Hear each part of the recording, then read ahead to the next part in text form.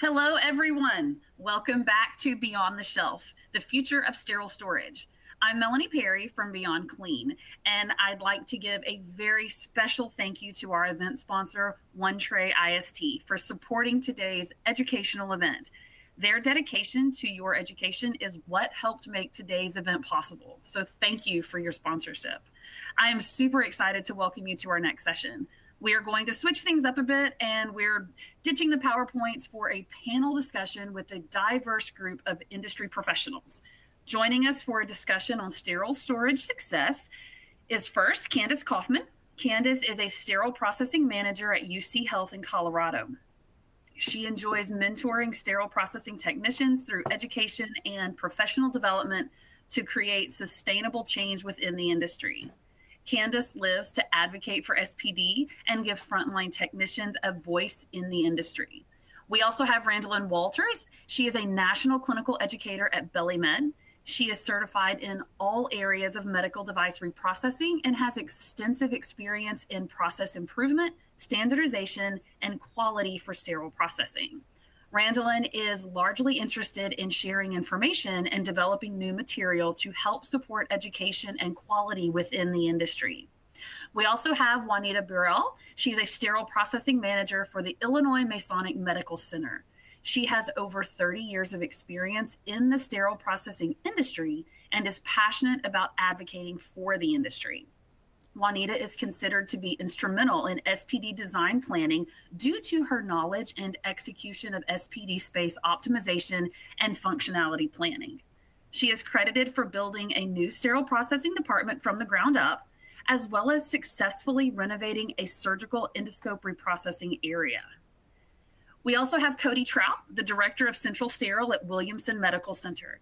He is an experienced customer service manager with a demonstrated history of working in the healthcare industry.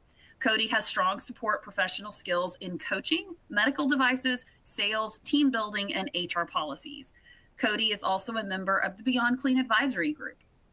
Also joining in this great discussion today is our co-host, Bobby Parker. Bobby is the clinical resource manager at Beyond Clean. He has over 10 years of experience in the front lines of the sterile processing industry, having begun his career as a technician and working his way to supervisor and manager roles. Now, as healthcare professionals, we all know the importance of managing and maintaining instrument sterility from a storage to patient use. So what happens if there is a break in the sterile storage chain? Get ready to join the conversation as we explore this critical topic and discover real-world insights to creating a successful sterile storage process that protects sterility and patient safety. You will be so glad you tuned in to this discussion. Join me in welcoming our panelists to the virtual stage.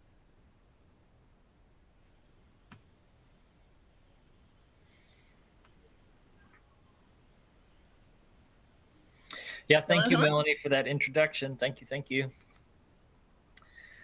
And yes, welcome panelists to our discussion, and thanks for joining us today. This discussion, I think, is going to be just a bit of refreshment in the middle of the day as we're doing a conference on sterile storage, talking about standards, talking about technologies and data. Right here in the middle of the day, we have a breath of fresh air of just let's hear some stories about how it worked well.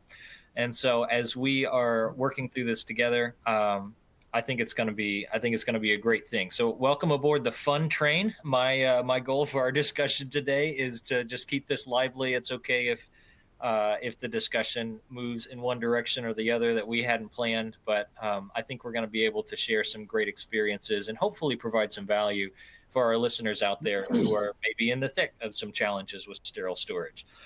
Before we get started, just want to call out one thing to our viewers and audience today. There is a Q&A section on your screen if you find that, and think of a question that you'd like to ask the panelists. I'll try to keep one eyeball on that question and answer box so that I can pitch some of those questions to the group as well. If you hear something that you'd like to hear a little bit more about, feel free to throw that question in there. And then at the end, if we haven't had time to get to it, you will be given some contact information to reach out to these awesome experts, and I'm sure that they would be glad to interact with you directly and get those questions answered. So, without further ado, let's get things started.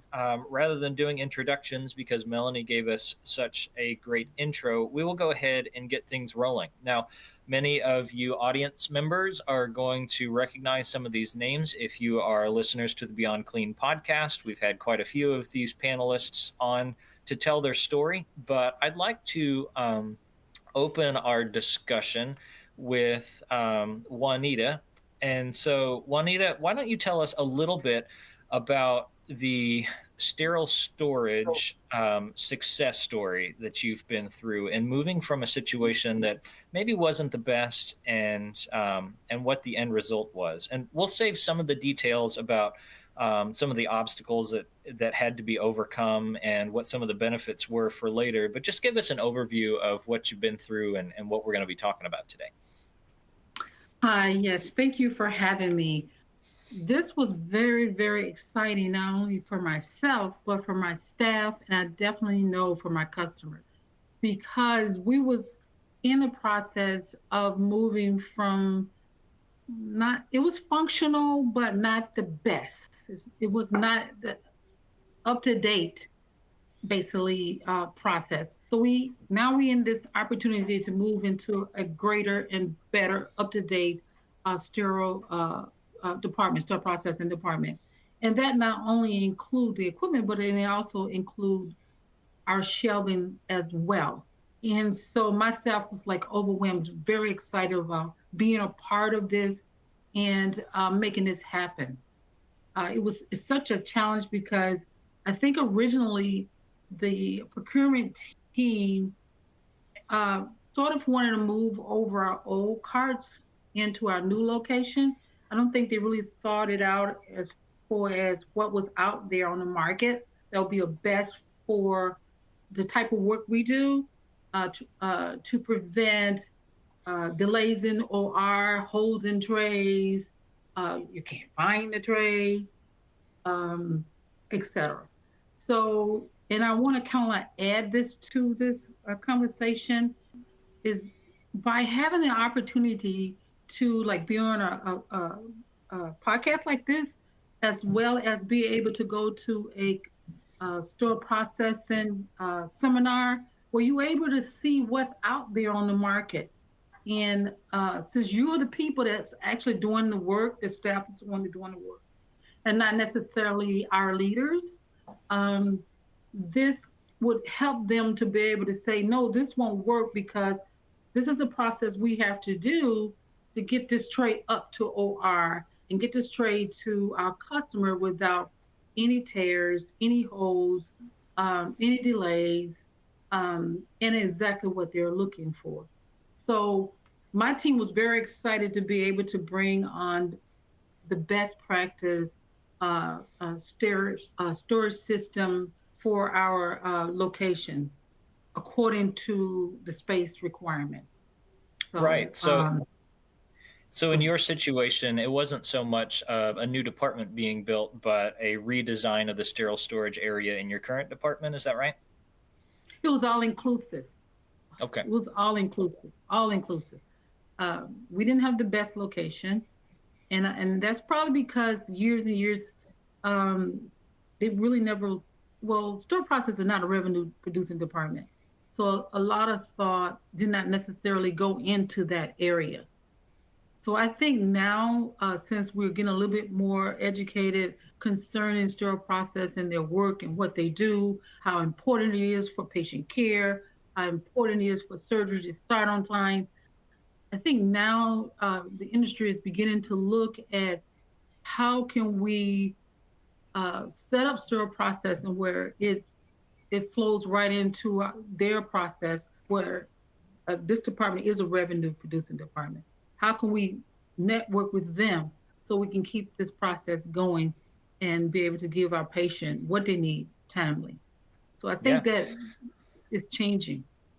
Yeah, I think you're right. And on a previous discussion, as we were talking this morning about sterile storage in the OR, someone brought up that storage is revenue producing. You can't have procedures without appropriate space to storage, and every hospital struggles with having appropriate amount of storage space. But I think it is becoming more and more apparent and aware, particularly as accreditation organizations are shining more of a spotlight on instrument reprocessing.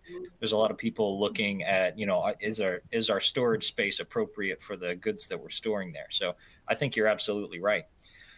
Candace, why don't you tell us a little bit about a storage process that you've gone through or are going through and trying to make improvements? Yeah, I am currently at a facility that will celebrate its third birthday this summer. And as many of us know, when a lot of sterile storages or even SPDs in general are built, it's never enough space. So we kind of have to just work with what we have and stay as compliant as we can. So just recently, earlier this week, actually, I met with some of the C-suite and the construction planning for my current facility. And the ironic thing is that they kicked off the conversation is, let's look at the 5 to 10 year plan of what we're going to do and how we're going to build out more square footage, especially for sterile storage. And I kind of had to stop them mid-conversation and let them know, unfortunately, we can't really wait another 5 years because I'm already at max, and we've already looked into other options that would allow for additional storage with the square footage we have. And we've checked all the boxes. So we're looking at like a 1 or 2 year plan maximum, and we have to make an adjustment before then. But I think Juanita brings up a great point that is important for our technicians to also understand, that when we're driving these conversations as leaders that have experienced these pain points, because traditionally SPD doesn't generate that revenue, it is a little bit more challenging for us to get the dollars and provide the data and metrics that will create those solutions. So we have to get creative. And I think looking at little things like how the way a department is organized or how your sterile storage is built is impacting and leading to maybe holes in blue wrap or delays in patient care and in the OR. That's still data, and you can still leverage that to make the argument. And that's currently where I'm at right now. So making sure that we're documenting everything that we can and utilizing that to show, hey, if we make SPD more efficient, if we can make our sterile storage more efficient and we can gain some space here, it's going to help you guys. And again, generate more revenue. Yeah. Yeah, I love that discussion about capacity. You say that, based on the sterile storage footprint that we have, we're at max right now. And so sometimes reorganizing, or maybe in your case, expanding that sterile storage can really create the throughput for more surgical volume. And talk about revenue. That would be a massive help to the hospital. And so, yeah, absolutely. It's important. How about you, Randall, and tell us a little bit about your experience with sterile storage and what's a story that you've gone through or are going through? Yeah, it's hard to pick one, I will say. I've lived through quite a few of these stories. I can't say all success, but try to get there. The one that's coming to mind now is really taking the hard work and the background work and doing that first before, going and asking for your finance and asking for approval on budget to get these new really great systems that are out there, the no touch method. I mean, there's so many really great options, but I was able to really set up kind of a investigation on the back end, right? So collecting that data that Candace talked about, making sure to set up these reports and stuff inside the tracking system, where I was actually incorporating scan points that other people didn't know about. And so I had just the night shift crew doing scan points to a certain point. Day shift was focusing on a different specialty, right? So MIS or emergency, things that were flowing back to the department. Why are they coming back? Why are we touching them 50 times and they've only been opened once? So collecting the data to show the story of how and why we need to move these trays in their location. Maybe having them positioned where they are now is not beneficial to us or to the operating room. Another part of that is just really partnering with these other people in the hospital that are going to help you have a success story. Room is a component of that, in infection control, to make sure that the trays are living where they need to be and that you're using the space in ergonomic friendly ways, so the staff are not having to bend over and lift all of this heavy stuff. So really just doing the legwork before you're going to present such a large project, because if you're able to get it successful and help the operating room staff and make their life easier and your life easier, your partnership in the long run for much larger projects are probably going to be having better outcomes. So let's work together to show how this project can help everybody involved. And so we did all of those things: data collection, moving of trays to the OR, utilizing the space in the OR pods or the cores that was wasted space, so that I had more availability in the SPD to do other things.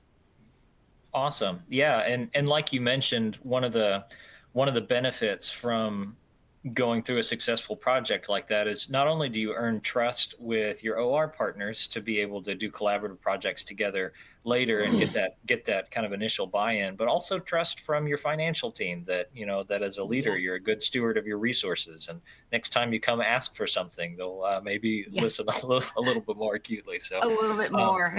That's right. So to summarize what, in your situation, you were actually taking some storage that had been housed in the sterile processing department and moving it closer to the point of use in the OR. Yep. Okay. We repurposed some of those racks. We had things that when you talk about, FIFO and first in, first out, and ergonomics, right? Just these wire racks that maybe can't hold really high capacity trays, or the trays needed to be closer to the operating room because of their pure specialty. Doing some of that relocation and looking for better opportunities. Yeah. So we've got three very different stories so far. We've got Juanita, who had the benefit of going through a total department remodel. Candace is pleading for a department remodel, but is making it work where she's at. And Randolyn, in the footprint that she was at, was able to create some space by relocating some sterile storage. And we're going to circle back around on each of these stories and talk about what some of the steps and approvals looked like, some of that data that Randolyn mentioned, and what some of the benefits were. But before we get there, Cody, I want to invite you to give us an introduction to your experience with sterile storage, and maybe a story that you've gone through or are going through. Yeah, absolutely. So my story is even different still than the three I already mentioned. Obviously, the one that comes to mind, we didn't do any type of remodel. It was one of those situations where the space that we had is the space that we were going to have. The racks that we had, for the most part, is the racks that we were going to have. I think we maybe added 2 or 3 racks, which was minimal dollars. But we were in a situation where the growth of the service lines changed faster than the storage situation.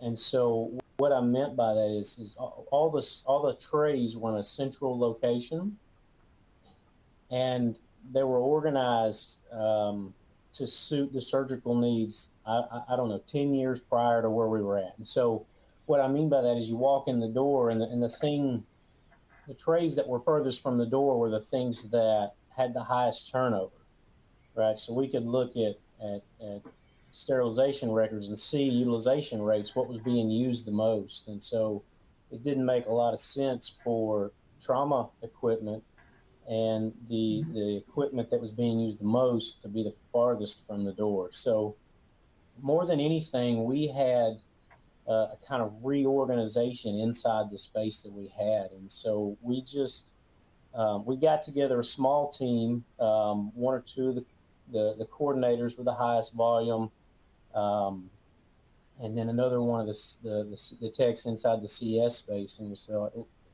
I brought the data, the numbers, like, look, this is what we're using all the time.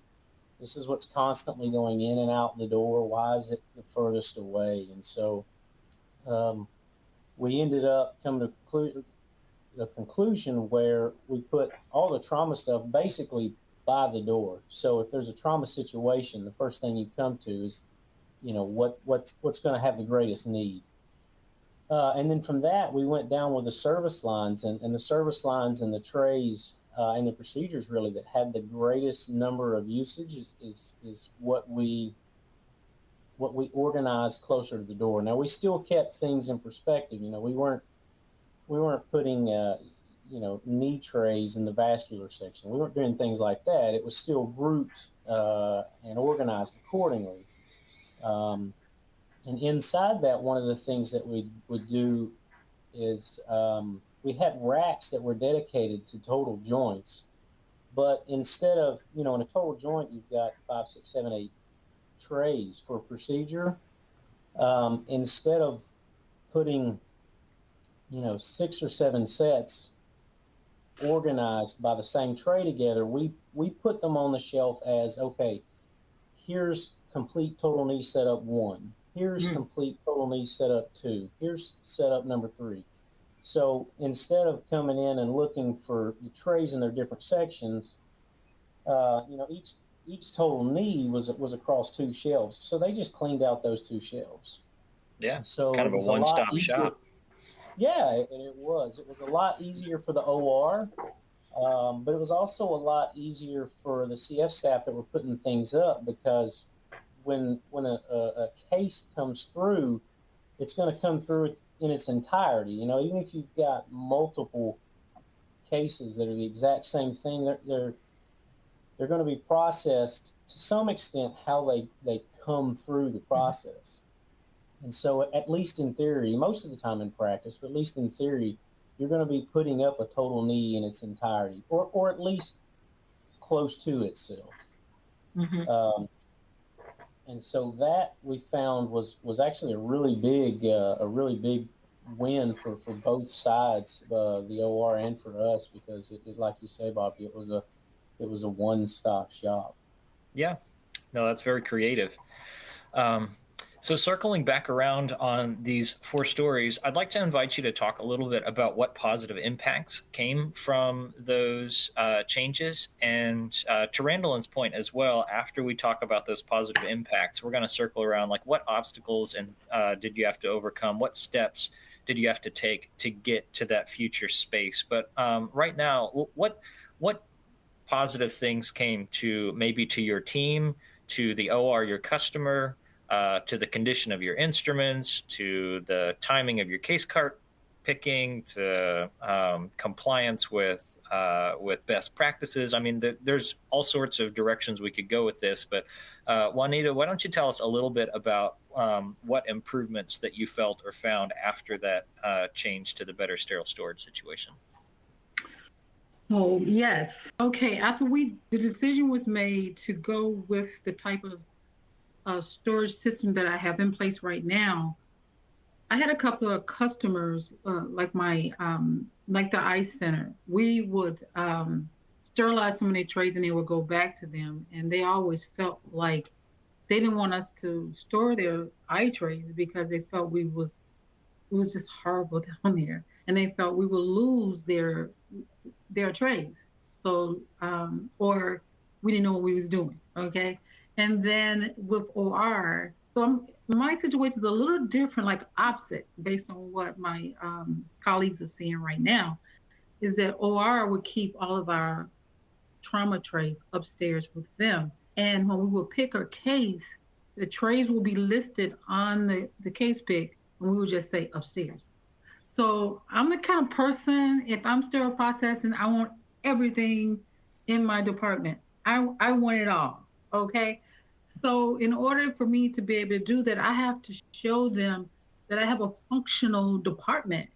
So by taking on this new type of shelving, I was able to, and it was really, really hard, I'm telling you, to bring down the eye trays to sterile processing and to bring down the ortho trays to sterile processing.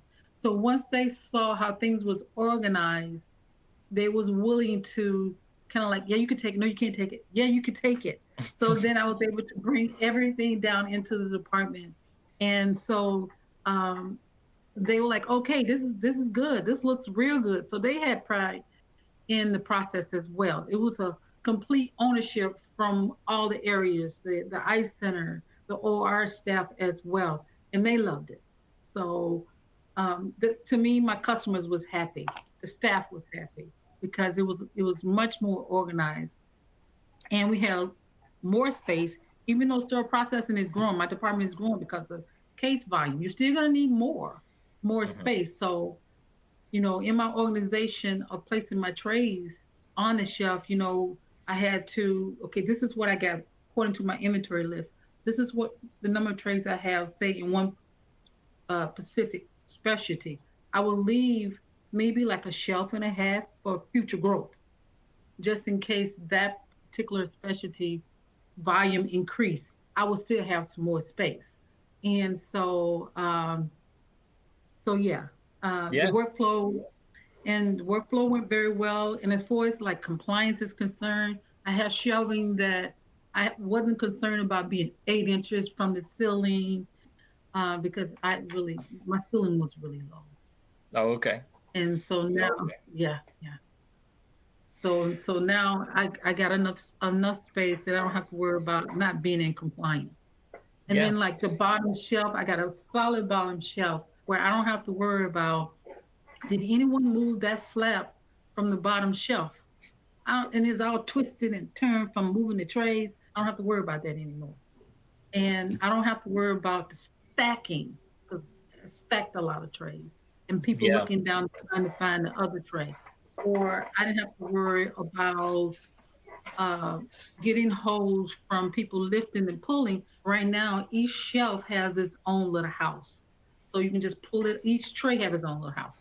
So you can pull the shelf out if if it's too heavy for you to lift it that way from just lifting the shelf itself, the tray itself. You can pull the shelf out and then take the tray off.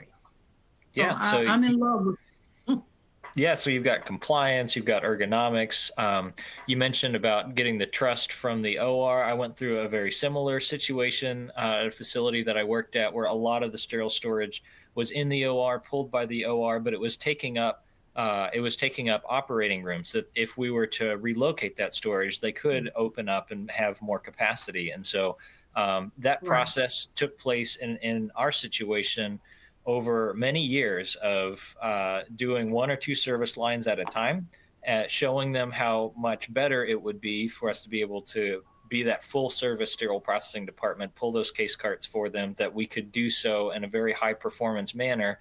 And then as one by one, the dominoes fell. They saw that, okay, it worked with this service line. Let's go ahead and move on to eyes now. Okay, you can have Dr. Black's orthopedic closet now, and just kind of move through it. So earning that trust is important. Yes, very important. Yeah. Candace, what about in your department? I know that you can probably still smell the glue under the tiles in your 3-year-old baby department, but is there any kind of reorganization that you've had to do there to improve the space that you're working with? Oh yeah, absolutely. And I kind of touched on this in both the podcast, the last panel interview that I sat in on.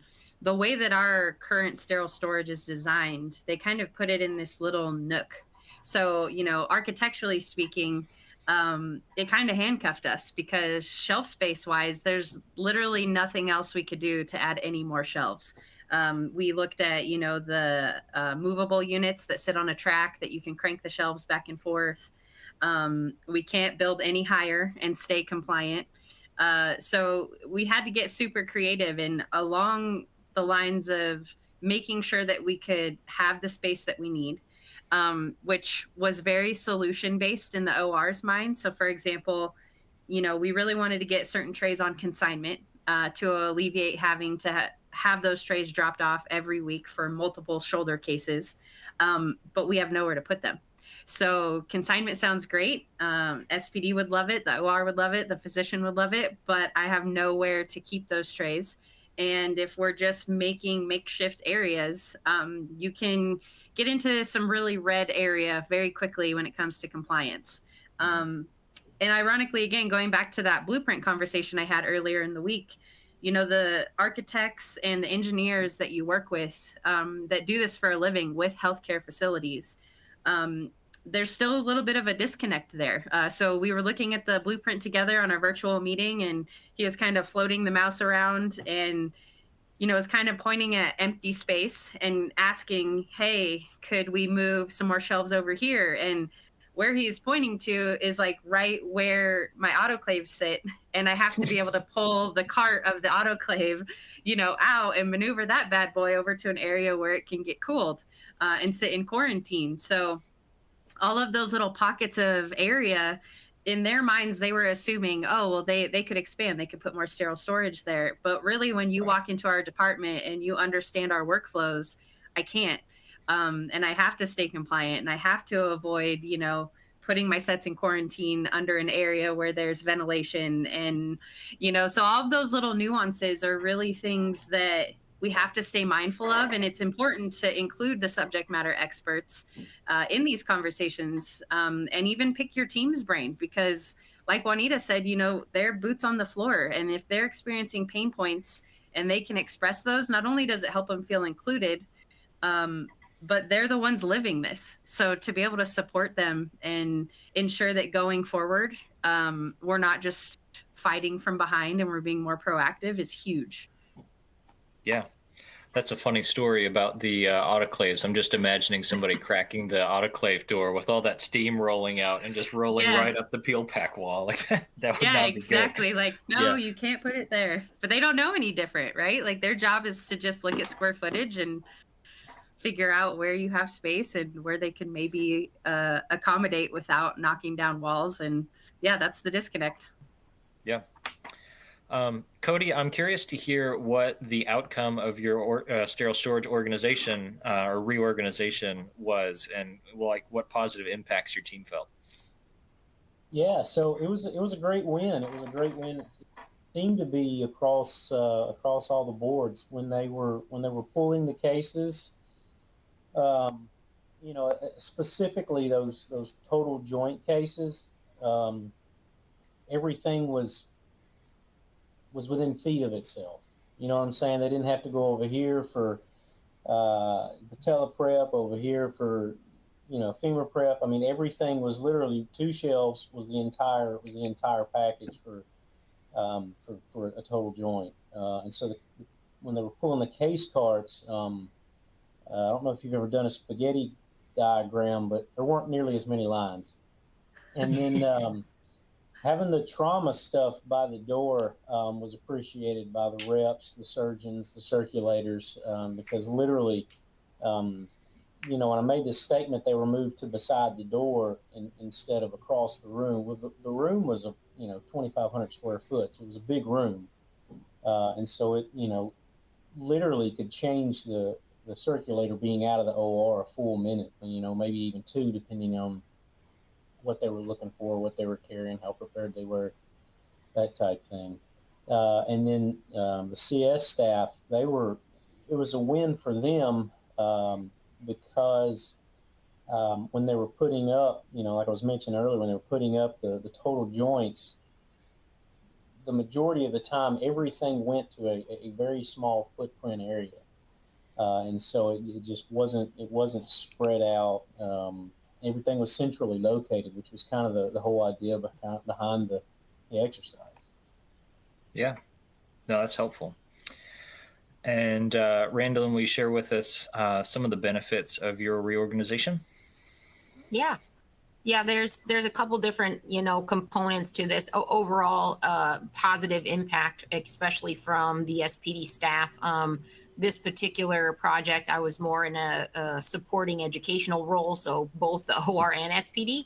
And Juanita touched on this about wanting to have everything in her department. And I was definitely like that. Believe me, I've been there, but this was a different type of dynamic. And so assessing the vendor situation was one problematic area. So we, having to look at that and come up with a solution by using the no touch and looking at the overwhelming wall. It was called the vendor wall. Like no one wanted to deal with it. There's, 850 trays over there that have been there for X amount of time. So we went through and scanned them all and seen how long they had lived. So that in itself was so helpful to the SP staff, because it took, we minimized that inventory down to under 300 trays. And so less work that they have to do, less they have to lift. And then really looking at the amount of foot traffic and how much they're having to walk and move. So in the one reprocessing area, the low temperature sterilization is way on the backside of prep and pack, which is great. They have a large space to work with, but then when they go to put those trays away, the minimally invasive storage and cameras and scopes is on the furthest end of sterile storage. So when you talk about having to take a cart of all this delicate instrumentation and scopes and everything, and they're walking the furthest, they're walking 15 minutes pushing this balancing act worth of delicate items, and I'm like, no, we got to stop this. So they are just so many positives there, and really involving them in the process. And it was the same for the operating room staff, them having to come down all the time trying to find stuff, and if they're coming down for a particular tray 15 times a day, well, how can we eliminate that? Like, let's really be more efficient here. And then the last component is it led to a much larger project. So we actually developed this into a case cart process improvement project. We were able to pull in our data analyst and do map outs of how many steps are we taking. It led to, data analytics, incorporating new tracking systems. I mean, this project really molded into such a positive impact for the organization. And then my role in it also led to helping when they opened up a new facility in a surgery center, really coming in from the very beginning footprint and say, this is what we did. This is what we should try to do here, instead of being in reactive mode. Now we're in proactive mode, and we were able to incorporate different methods in that surgery center. So, and also involving materials management. So really around, Cody, and you're revamping with the total joints, trying to do the same concept, but even with pre-sterilized items, right? So revamping all of the soft goods, if you will, and getting those to be more aligned with the trays so that they're not having to do two things like, oh, we pick all the trays and then somebody else is picking all the soft goods. Like, let's start to get this more by case and what they're picking, so that they're not having to walk around for, an hour picking a case if we could knock it out in 15 minutes. So all around efficiency, really. Yeah. What I love about this discussion so far is we've got 4 very different stories about how sterile storage works. And I think that is just indicative of what you just brought up, Randall, and that in some places, the best situation is to try to consolidate sterile storage and sterile processing, do that full case cart process. Other places are laid out differently, and that's not necessarily the best model. And so being fluid and figuring out what works for your facility is important.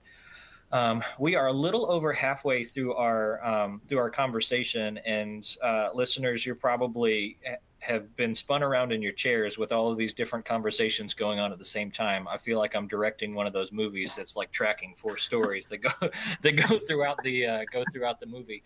But let's take a deep breath, because we're going to hit pause on the stories portion of this and really try to dive into some of the details that may help you, listener, in your current struggles with sterile storage. So I'd like to ask the question, what steps were critical in making that transition from a poor sterile storage situation to the better future state? That could involve approvals that you had to seek out, partners and stakeholders you had to partner with, data that you needed to collect. What were the really foundational and key things that you'd like to highlight that may help one of our listeners in their transition of improving their sterile storage? And Randall, since you mentioned that was particularly a passion of yours, I'll let you kick this one off. What do you think are the most important pieces of this for you in improving that sterile storage situation? Yeah, absolutely. One, identifying the major pain points. Now, we could say you've got 20 50 pain points. Yep, prioritize those and pick the ones that are going to make the most impact for the most amount of people. So what are the problematic areas? Doing your research and investigation, pulling in your multidisciplinary team, listening to the end users, the SPD techs that are living this every single day. What are their struggles? Because they're going to be entirely different than who your charge nurse struggle is, right? So identifying who your multidisciplinary team is and who do you want to be involved. For me, it was really pulling in everybody that I could get on board, from outside vendors, and having that pricing and all that information on what would work for us first. Infection control was definitely involved. I even pulled in environmental services to see what they could clean, what they couldn't clean. Could they move around this stuff while we were going through the transition? And then, your leadership and support. Whoever those are, you know who they are, who's supporting you in your large projects and your endeavors in your SPD department. So setting up a plan, getting it structured, and really laying out what the return is, right? What is the return for your department, so that when you do have to make the proposal, they're eager to hear more. Pull in, if you have somebody who's good with data, map that all out, have these conversations. I've actually brought in so many people from the organization that had no idea what sterile process is and gave them a tour. They would come and they would tour with me for an hour, get them on your side, because chances are that trickled down to our, physician network and all of the clinics. And then I'm getting calls from them. Oh, we want you to come and revamp our closet of sterile storage stuff. So pulling in everybody you can, collecting your information, and making sure that you feel confident in what you're going to propose before you propose it. No, it's really helpful. I want to open this wide up. Anybody want to add to that of things that were critical in your reorganization project or redesign of sterile storage? Yeah, I would just pick up right where Randall was, and that is involve as many of the stakeholders and key players as you can. I mean, obviously the decision makers, but not on that, the unofficial leadership in the OR and the unofficial leadership in the CS. All of a sudden, you give them a stake. You give them part ownership both in the project and now their departments or their units, and so their buy-in is going to be much more supportive. And so those early adopters, they can kind of spread the good news, if you will, and have ownership in it. And including that, the infection control team, just like Randall was saying, the outside people that you can bring in and help and pull them to your side, as well as the inside people, I think is immeasurable. Absolutely. And I want to underline and highlight what you said about bringing in stakeholders, particularly staff members who are working in the space.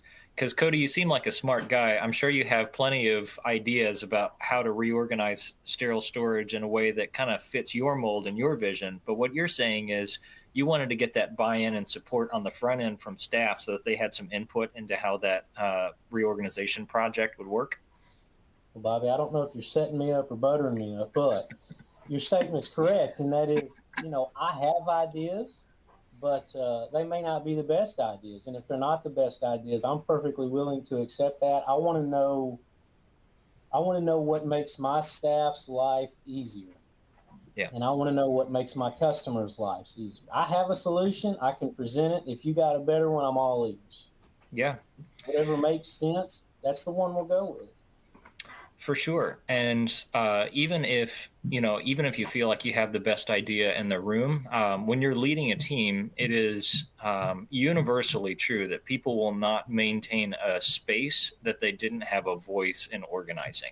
If you want it to be organized and you tell them how it's going to be done, you're going to be dragging people as a leader to fit your mold. But if you're leading them, if people have a voice in organizing the space, then they will also take part in maintaining that space. And so that's crucial. Yeah, if they help build it, they'll help defend it too. And that's just, that's people. Yeah, I love it. Any other thoughts about important steps or approvals that that are significant in improving sterile storage? I think to Randall's point, it sounds like both of us are data queens over here. But I think leveraging that is huge. And that's one of the, biggest frustrations I see from my techs, because they know sterile processing, they understand it. So I have to explain to them, well, listen, to us, this makes perfect sense. And if our finance team and maybe C-suite individuals were able to come and take a tour or understand why it's impacting our workflow negatively, you're right, they probably would understand. But also, like, take a look at my VP's calendar for the day. Like, she's a very busy woman, so it can be a challenge to make that a reality. Certainly worth continuing to push on, but also helping SPD techs understand, like, hey, I need your help with this. So, it might be frustrating to add that other scan point, or it might be like, oh, here's another task for us to do.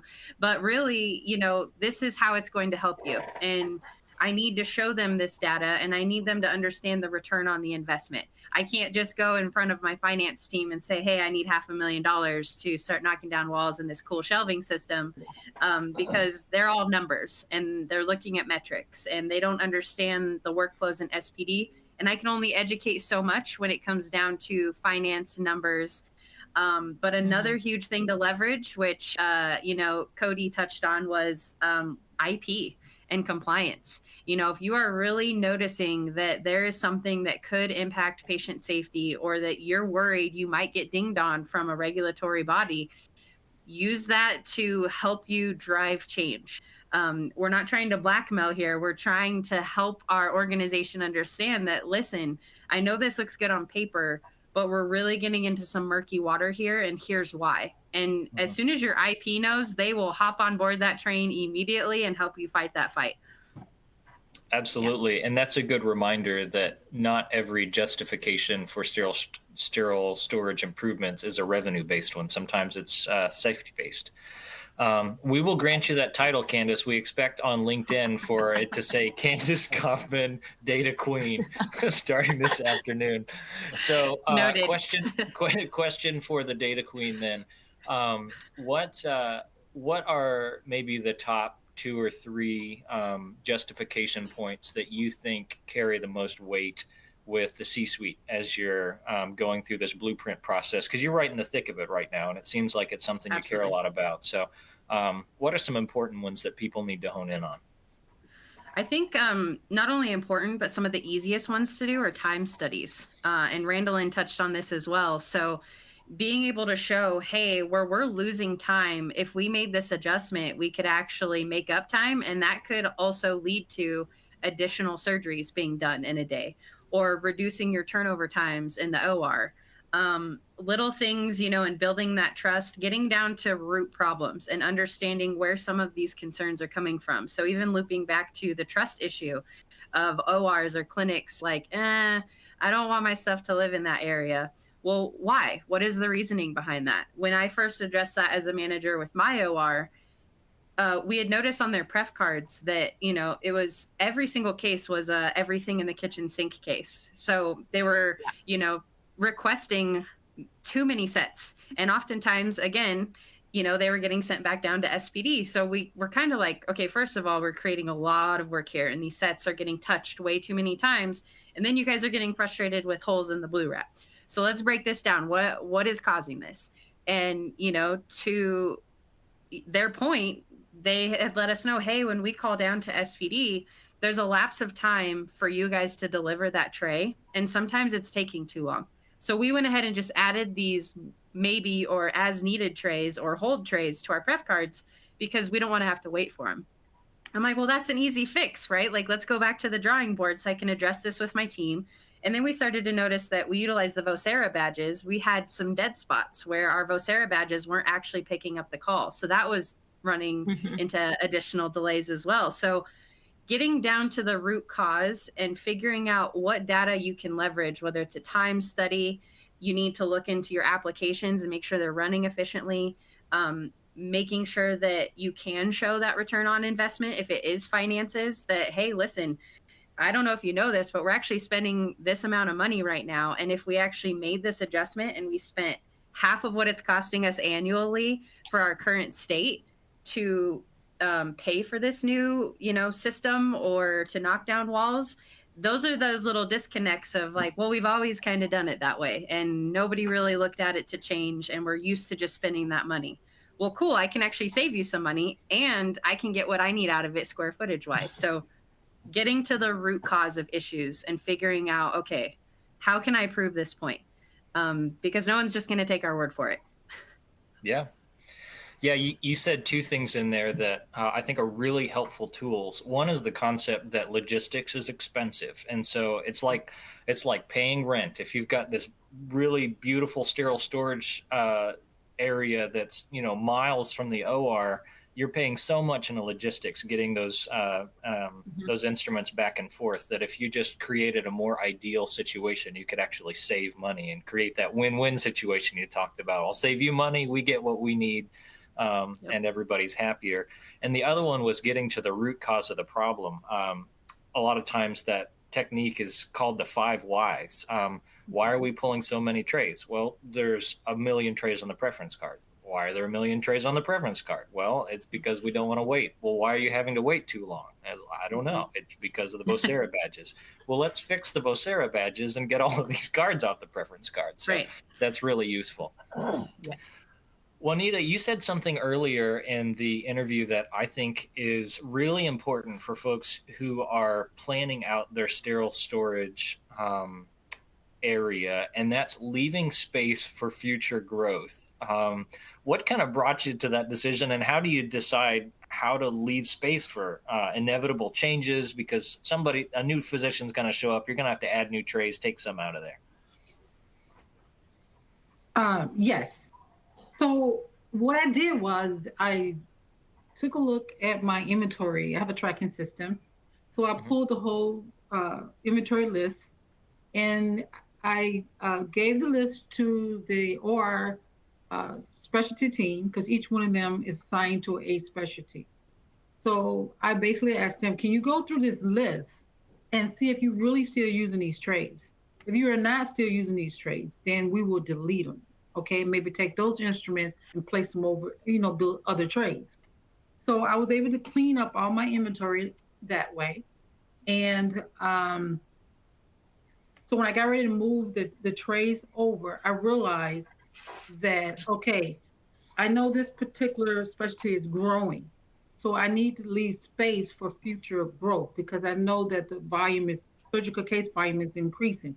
I can't just move the trays over and says, okay, this is it for this specialty. I need to leave additional space, as I said earlier, for future growth.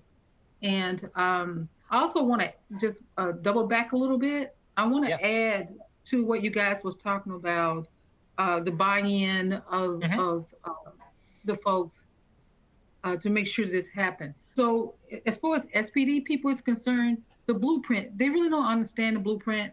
I really didn't either. But it wasn't until we looked at the virtual reality, and where they was able to put everything in its own space, where the light bulb went off, and it was able to say, yes, this is how we want this to flow. No, this should not be here. This should be in this spot. So having that virtual reality really helped streamline and kept us all informed on where equipment, shelving, case cards, this instrument setup table, where everything is really supposed to be housed at. So that was very, very helpful. And as far as costs, that was on the table. But it's kind of like, when you're dealing with purchasing things, you got to think of long term. I mean, you don't just want a quick fix, just, this shelving is more cost effective, but is it durable? What about long term? Would it sustain us with this future growth? So that what enabled us to get the type of durable shelving that we really needed. Yeah. And also we talked about delays in surgery.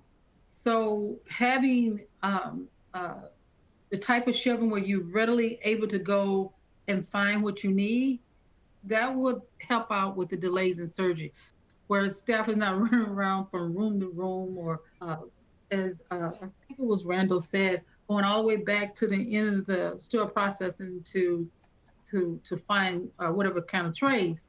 But having your shelving organized based on the different specialties.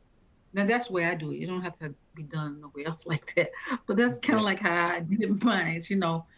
Based on specialty, the staff can really learn quickly where these trays are. Okay, they don't necessarily have to go to the system and look it up. They know, okay, this is gynae or this is ortho. I know there's ortho shelf. I know exactly where to go. Yeah. So I don't know whether I answered your question or not.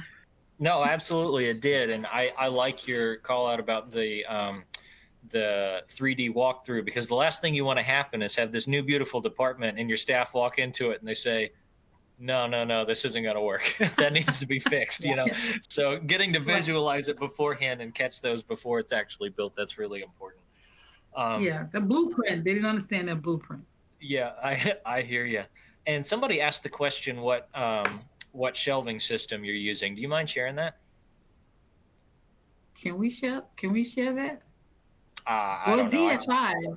Okay. Well, they just wanted to know if you liked it. So just yes or no. I love it. We love it. That's great. That's great. So as we're talking and wrapping up our discussion here, somebody asked a really inventive question. If you had infinite space and resources, what is the best framework or solution for sterile storage that you can come up with? So dream with me to close this out. Like, how would you have it built if you could just make it however you want it? I don't know if we can do that in 5 minutes. No. Probably not.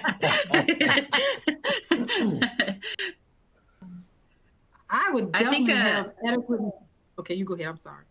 No, you're fine. I'd say, at least the best place to start, I think all of us can agree on, is any type of storage solution that disallows the stacking of trays, can help prevent dust and ensures that it's ergonomically friendly for our technicians. Like, that's, if you had only money to spend on a storage solution that could accommodate those 3 things, I think that would, by proxy, generate a lot more solutions long-term outside of sterile processing. Yeah.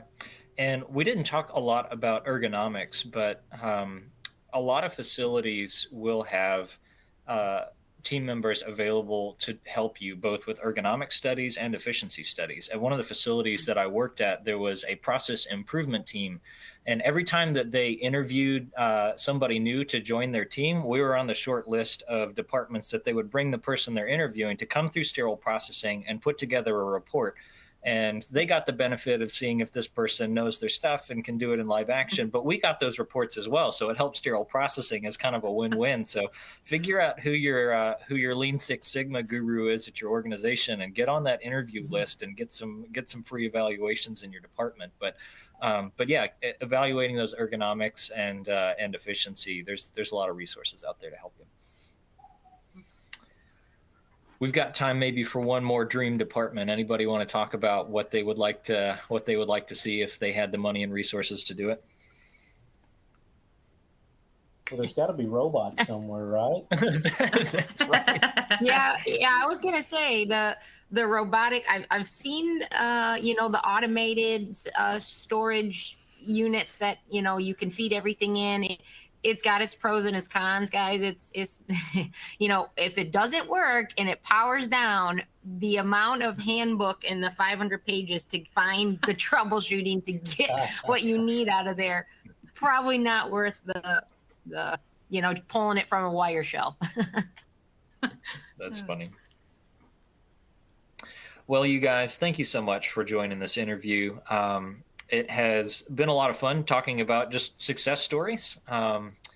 And gosh, it's just, it's interesting, again, thinking about all the different situations that we encounter in sterile processing. We've got some people redoing the space that they have. We're talking about new construction. We had a renovation where we're pulling instruments from the OR, another reorganization where we're putting instruments to the OR. So there's a lot of work to be done. But if I could underline and highlight anything from this interview across all four of our panelists, it's that it's not necessarily the what of what we're doing, and it's more the who. You make sure that you have those stakeholders, that you have that buy-in, that you engage with resources who can help you make the appropriate justifications and really make some improvements that are going to make your team have a much better experience working in the department, have your customers receiving things faster and more accurately, having your infection preventionists and your risk departments happier because of the compliant way we're storing things. And it's better all around. So thank you again to this group for such an awesome discussion. If we didn't get to your question, I'm sorry that we ran out of time. Feel free to reach out to our panelists. Their contact information should be provided to you in the resources section. And we're going to take now a short 15-minute break before the next session. So thank you again for joining us, and we will see you after another 15 minutes. Thanks again. Thank you. Bye-bye. Bye, everybody.